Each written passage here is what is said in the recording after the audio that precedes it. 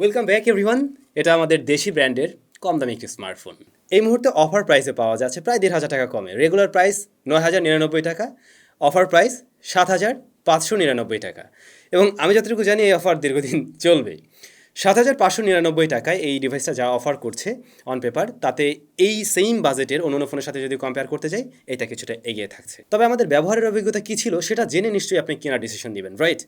So box content সম্বন্ধে আগেই জানা যাক। ভিতরে আপনি স্মার্টফোন পেয়ে যাবেন, কেস রয়েছে, চার্জার, কেবল, সিম এজেক্টর এবং অবশ্যই ইয়ারফোনও থাকছে। স্মার্টফোনটি খুব বেশি বড় না, এক হাতে নিয়ে ব্যবহার করার উপযোগী। আসলে এরকম বাজেট থেকে যারা ফোন কেনে সাধারণত প্রথম অ্যান্ড্রয়েড ফোন বা সেকেন্ডারি একটা ডিভাইস সিনিয়র সিটিজেন যারা রয়েছেন অথবা ছোটরা রয়েছে, তো তাদের জন্য আমি মনে করি এই সাইজটা খুবই স্ট্যান্ডার্ড হতে পারে এবং তাদের আহামরি কনফিগারেশন দরকার আছে এমনও না। পোর্টস অ্যান্ড বাটনে আমরা রাইট সাইডে দেখবো হোম বাটন, যার উপরে এক ধরনের টেক্সচার দেওয়া হয়েছে। এটা একটু হাতে লাগে আর কি, আর একটু ভালো ফিনিশিং রাখা যেত। এর উপরে ভলিউম রকার, উপরের পাশে 3.5 মিলিমিটার হেডফোন জ্যাক, লেফট সাইডে সিম কার্ড স্লট, নিচে মাইক্রো ইউএসবি পোর্ট, দুপাশে স্পিকার গ্রিল দেখছি, একটা মনে হয় স্পিকার আরেকটি হচ্ছে মাইক্রোফোনের জন্য আর কি। রেয়ার প্যানেলের ডিজাইনে দুটো শেড লক্ষ্য করছি। ক্যামেরা মডিউল বরাবর মাঝামাঝি লেফট সাইডটাতে আমরা দেখছি একদম গ্লোসি ফিনিশ এবং রাইট সাইডটা mat finish.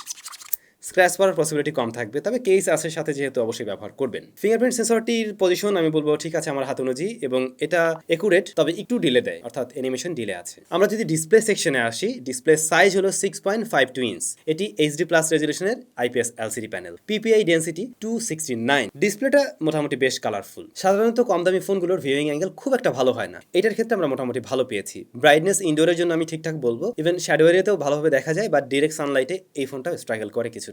Display touch response আমরা ভালো পেয়েছি, কোনো ধরনের ল্যাটেন্সি এখানে বা মিস করতে আমরা দেখিনি। চিন বেজেল একটু মোটা, সাধারণত এরকম বাজেটে আমরা মোটাই পাই, এটার ক্ষেত্রে তার ব্যতিক্রম না। আর টপে রয়েছে ওয়াটার ড্রপ নস, তবে আমরা আসলে জানতে পারিনি এর ডিসপ্লেতে কোনো প্রোটেকশন রয়েছে কিনা। বাই দ্য ওয়ে, এর বক্সে মনে হয় একটা প্রোটেক্টর দেওয়াও আছে, আপনি ওটা অবশ্যই ব্যবহার করবেন, অন্যথায় একটি কিনে ব্যবহার করবেন। কথা বলা যাক ক্যামেরা সেকশন নিয়ে। রেয়ারে 13 মেগাপিক্সেলের ট্রিপল এআই সেটআপ রয়েছে, সামনে 5 মেগাপিক্সেলের শুটার। রেয়ারের মেইন শুটার দিয়ে যদি আমরা আউটডোরে ছবি তুলি, সেক্ষেত্রে লক্ষ্য করলাম শার্পনেস, ডিটেলস মোটামুটি ভালোই ধরে রাখতে পারে অ্যাজ এ 7,500 টাকার ডিভাইস। বাট কালারটা একটু ওয়াস্ট আপ লেগেছে আমার কাছে। আর একটু কালারফুল হলে এই ছবিগুলো দেখতে আরো বেশি প্রাণবন্ত লাগতো, একদম সোশ্যাল মিডিয়া রেডি টাইপের হলেও সমস্যা ছিল না। দেন আমরা যদি একটু লো লাইটে ছবি নিই, তাহলে সফট হয়ে যাওয়ার একটা প্রবণতা লক্ষ্য করা যায় এবং গ্রেনের দেখাও পাওয়া যায়। সাধারণত এরকম বাজেটের ফোনে ডাইনামিক রেঞ্জ ততটা ভালো পাওয়া যায় না, এই স্মার্টফোনে তার ব্যতিক্রম ছিল না। ফ্রন্ট ফেসিং ক্যামেরা 5 মেগাপিক্সেলের। এখানে আমরা এক্সপোজার ব্যালেন্সে কিছুটা ইস্যু পেয়েছি এবং কিছুটা সফট ছবি লক্ষ্য করা যায়।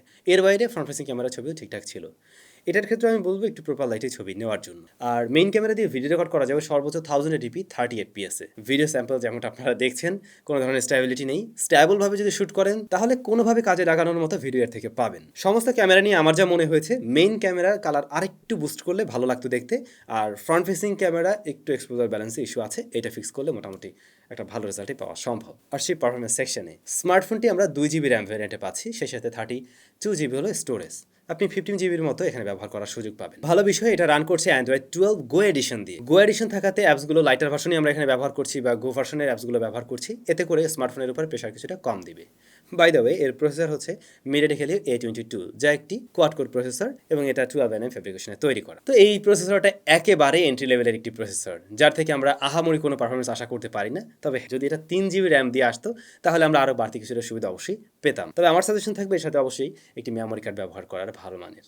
একেবারে বেসিক ইউজেস, লাইক আপনি ভিডিও দেখছেন, কথা বলছেন, টুকটাক নেট ব্রাউজিং করছেন, হয়তো ইউটিউব চালাচ্ছেন বা ফেসবুকের মতো সোশ্যাল মিডিয়া সাইটগুলো ব্রাউজ করছেন, এই ধরনের কাজবাজ এই ফোনটাতে ইজিলি করা যায়। অ্যাপ ওপেন ক্লোজ টাইম কিছুটা ডিলে আছে, সাধারণত এরকম বাজেটের ফোনে আমরা সবসময় এই বিষয়টা লক্ষ্য করি, এটা তার ব্যতিক্রম ছিল না। তবে ভারী বড় কোনো ল্যাগ, একদম আটকে যাওয়ার মতো সমস্যা আমরা এ থেকে পাইনি, একদম ফ্রিজ হয়ে বা হ্যাং করে বসে আছে এই ধরনের সমস্যা পাইনি। অ্যাট এ টাইম বেশ কয়েকটা অ্যাপ্লিকেশন একসাথে চালিয়েও। মাল্টিটাস্কিং আমি বলবো না খুব আহামরি রেজাল্টের থেকে পাবেন, 2GB র্যাম রয়েছে, আপনি চাইলে 2-3টা অ্যাপ্লিকেশন নিয়ে অ্যাট এ টাইম কাজ করতে পারবেন। তবে ওই যে বলছিলাম, অ্যান্ড্রয়েড 12 গো এডিশন থাকাতে আপনি বাড়তি সুবিধা পাবেন। অ্যান্ড্রয়েডের সবচেয়ে লেটেস্ট ভার্সনও পাচ্ছেন, আবার গো এডিশন, এতে করে ফোনের উপরে প্রেশার কিছুটা কম দিবে। ওয়েল, গেমিং নিয়ে যদি বলতে যাই, এটা মোটেই গেমিং করার মতো কোনো ফোন না। আপনি চাইলে বেসিক গেমিং করতে পারবেন, লাইক টেম্পল রান বা 2D যে গেমগুলো রয়েছে সেগুলো দিয়ে চাইলে সময় পাস করতে পারবেন।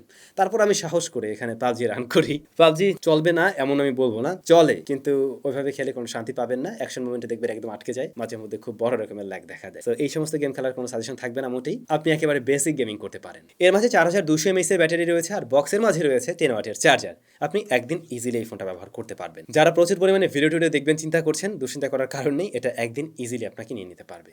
এটা ডিসপ্লে সাইজটা অনেক বড় না, এইচডি প্লাস রেজুলেশনের, এবং সব কিছু মিলে এটা একদিন আসলে আপনাকে ব্যাকআপ দিতে পারবে। ফোনটার নেটওয়ার্ক কানেক্টিভিটি আমরা চেক করি বোথ কানেকশনে, ডাটা কানেকশন এবং ওয়াইফাই দুটোর ক্ষেত্রে ভালো রেজাল্ট পেয়েছি এবং কোনো ধরনের সমস্যা এখানে ছিল না। এর বাইরে সব কিছুই ওকে আছে, জাইরো সেন্সর কিন্তু এটাতে নেই, বাকি সমস্ত বিষয় ঠিকঠাক পেয়েছি। তো আসলে এটা যখন অফার প্রাইস আমরা পাচ্ছি সেই জায়গা থেকে আমি বলবো এটা অবশ্যই একটা ভালো প্যাকেজ এবং এই রেঞ্জের অন্য ফোনের সাথে যদি কম্পেয়ার করা হয় তাহলে আমাদের দেশি ব্র্যান্ডের এই ফোনটা এগিয়ে থাকছে। বাট যদি আমরা 9,000 টাকা চিন্তা করি তাহলে বেশ কিছু জায়গায় এই ফোনটা পিছিয়ে পড়বে হয়তো। বাট আপনারা অবশ্যই অফার প্রাইসে কিনবেন, যেহেতু অফার প্রাইসটা দীর্ঘদিন স্টে করছে তাহলে কেন আপনি অফার প্রাইসে কিনবেন না? অবশ্যই অফার প্রাইসে কিনবেন। এবারে আমি বিদায় নেব, তবে তার আগে আপনাদের কাছে জানতে চাইবো এই ফোনটা আপনাদের কাছে কেমন লাগলো, যে প্রাইস পয়েন্টে মানে অফার প্রাইসে কেমন লাগলো সেটা অবশ্যই কমেন্ট করে জানাবেন, কারা কিনছেন সেটাও জানাবেন। দেখা হচ্ছে আপনাদের সাথে নিশ্চয়ই নতুন কোনো ভিডিওতে।